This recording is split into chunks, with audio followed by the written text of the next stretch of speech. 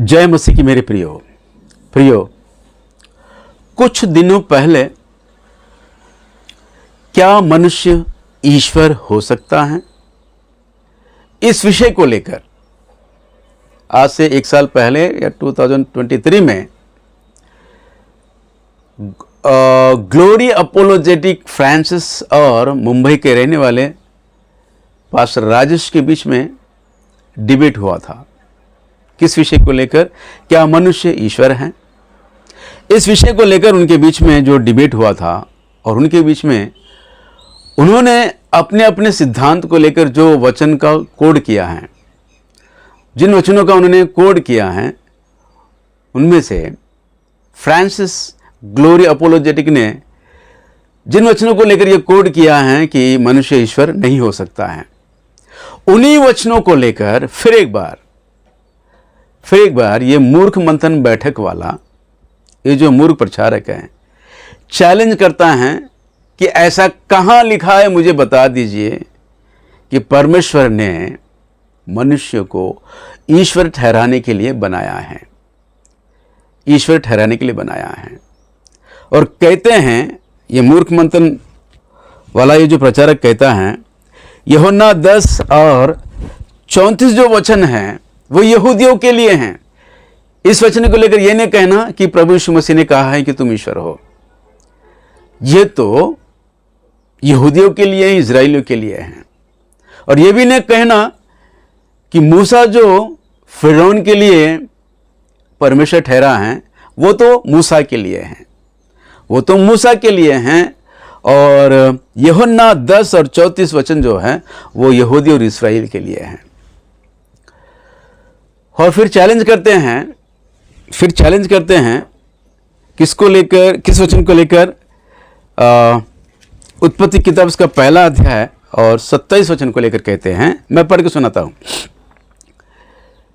तब परमेश्वर ने मनुष्य को अपने स्वरूप के अनुसार उत्पन्न किया, अपने ही स्वरूप के अनुसार परमेश्वर ने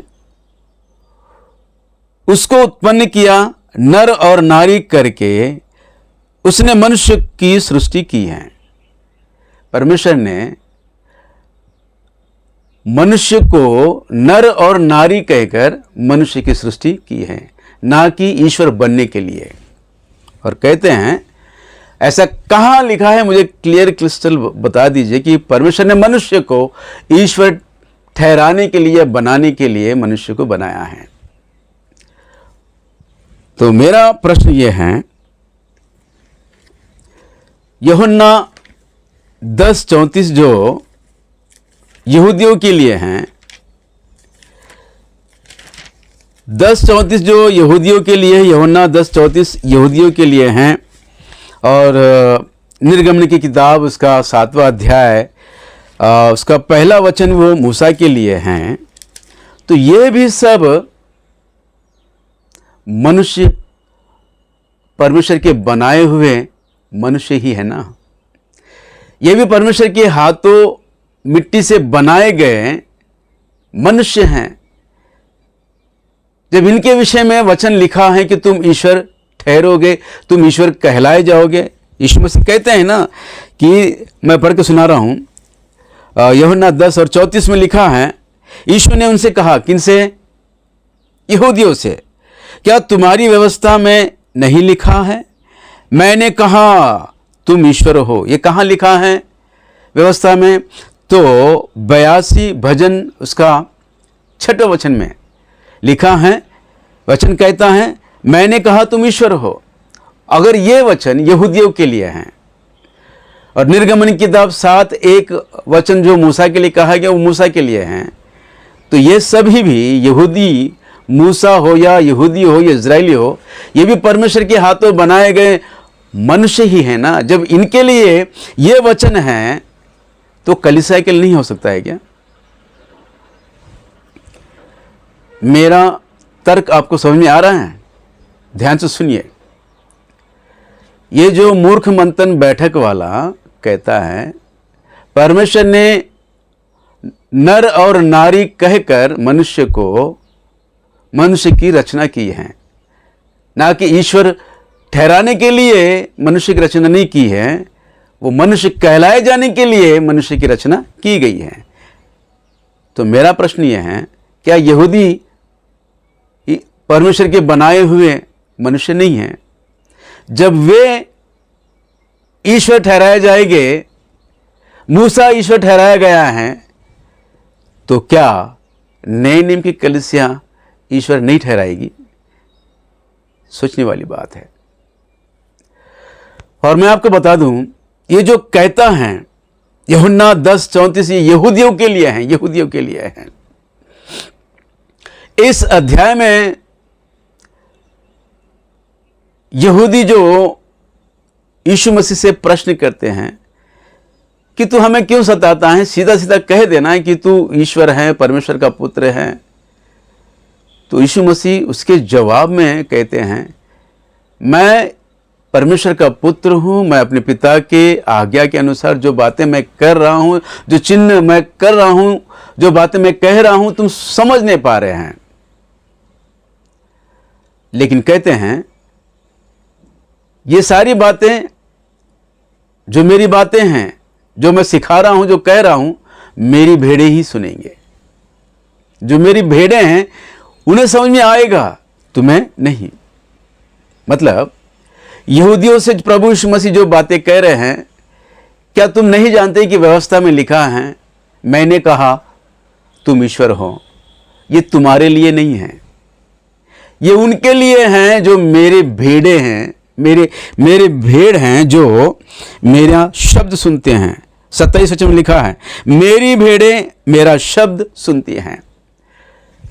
यहूदियों से प्रभु यीशु मसीह बातें तो कर रहे हैं, पर किसके विषय में कह रहे हैं? अपनी भेड़ों के विषय में कह रहे हैं, जो उनकी सुनते हैं। अपने भेड़ों को सतर्क करने के लिए कह रहे हैं, अपने भेड़ों को सिखाने के लिए कह रहे हैं। यहूदियों से कहते हुए अपने भेड़ों को सिखाते हैं कि तुम ईश्वर हो।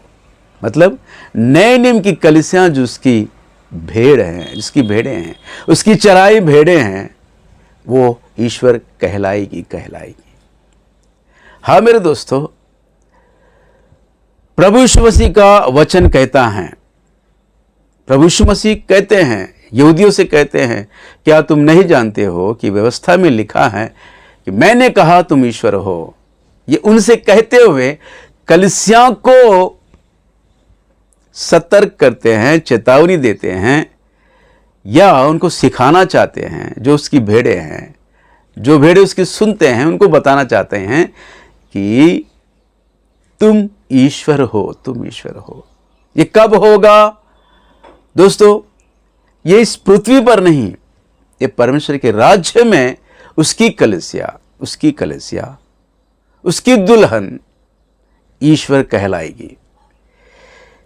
उसकी दुल्हन ईश्वर कहलाएगी। मेरे दोस्तों, मैं आपको कुछ वचनों को दिखाता हूं, ध्यान दीजिए।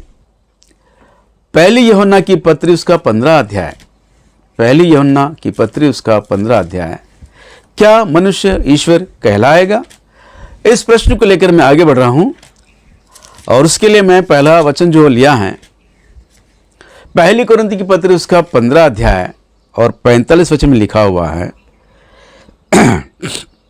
ऐसा लिखा भी है कि प्रथम मनुष्य अर्थात आदम जीवित प्राणी बना, और अंतिम आदम जीवन आत्मा बना, जीवनदायक आत्मा बना।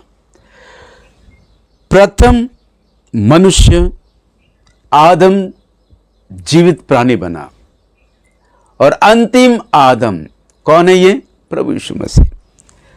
प्रभु यीशु मसीह को आदम से तुलना की गई है। आदम प्रथम मनुष्य हैं और वो जीवित प्राणी बना है, और प्रभु यीशु मसीह दूसरा आदम है जो जीवनदायक या जीवनदायक आत्मा बना है।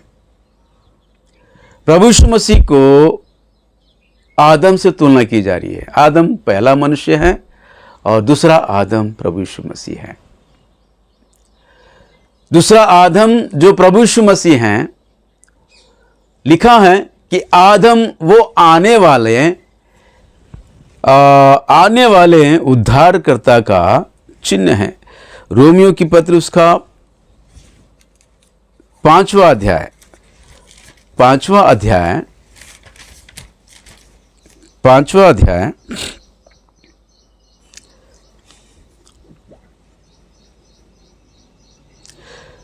14 वचन में लिखा हुआ है, 14 वचन में लिखा हुआ है, तो भी आदम से लेकर मूसा तक मृत्यु ने उन लोगों पर भी राज्य किया। उन्होंने उस आदम जो उस आने वाले का चिन्ह है कि अपराध के समान पाप ना करे।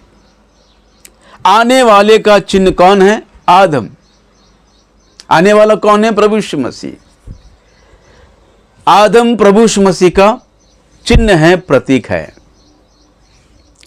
और आदम के लिए हवा बनाई गई है ना? आदम के लिए हवा बनाई गई है और आदम प्रभु यीशु मसीह का प्रतीक है। तो हवा किसकी प्रतीक है? फिर सवाल उठता है ना। हवा कलीसिया की प्रतीक है, कलीसिया के लिए प्रतीक है, कलीसिया के लिए चिन्ह है। आदम के लिए हवा बनाई गई है और अंतिम आदम के लिए कलीसिया बनाई गई है, जो हवा के स्थान पर है, हवा का प्रतीक है। हाँ मेरे दोस्तों, प्रभु यीशु मसीह की दुल्हन, उसकी कलीसिया जो हवा की प्रतीक है,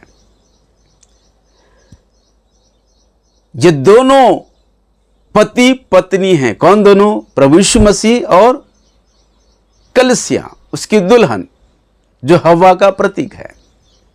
और पति पत्नी के विषय में कहा गया है कि ये दोनों एक देह हो गए, ये दोनों एक देह हो गए। एफएससी की पत्री उसका 5वां अध्याय, एफएससी की पत्री उसका 5वां अध्याय हम पढ़ेंगे। 31 वचन में लिखा हुआ है और 32 वचन पढ़ के सुनाऊंगा। इस कारण मनुष्य अपने माता पिता को छोड़कर अपनी पत्नी से मिला रहेगा और वे दोनों एक तन हो गए। वे दोनों एक तन हो गए, पति पत्नी एक तन हो गए। और यह भेद तो बड़ा है, पर मैं यहां मसीह और कलीसिया के विषय में कहता हूं। मसीह और कलीसिया के विषय में कहा जा रहा है। प्रभु यीशु मसीह जो कलीसिया का सिर है, प्रभु यीशु मसीह कलीसिया का सिर है, कलीसिया उसकी देह है। प्रभु यीशु मसीह और कलीसिया एक देह हो जाएंगे। ये वो पति पत्नी हैं जो एक देह हो जाते हैं। और लिखा है ये भेद बड़ा है। प्रभु यीशु मसीह और कलीसिया एक देह हो जा रहे हैं। तो दोस्तों सोचिए, प्रभु यीशु मसीह सारे ब्रह्मांड का ईश्वर है, परमेश्वर है, तो उसकी पत्नी भी ईश्वर ही कहलाएगी ना। राजा की पत्नी रानी ही कहलाएगी, परमेश्वर की पत्नी ईश्वर ही कहलाएगी। ये भेद बड़ा है, ये भेद बड़ा है। क्योंकि दोस्तों इस पृथ्वी पर नहीं, आने वाले दिनों में परमेश्वर के राज्य में अपनी दुल्हन को अपने साथ सिंहासन पर बिठाएगा प्रभु। ऐसा लिखा है प्रकाशित वाक्य उसका 3रा अध्याय। हम पढ़ेंगे प्रकाशित वाक्य उसका 3रा अध्याय। देखते हैं 3रा अध्याय 21 वचन में लिखा हुआ है, जो जय पाए मैं उसे अपने साथ अपने सिंहासन पर बैठाऊंगा।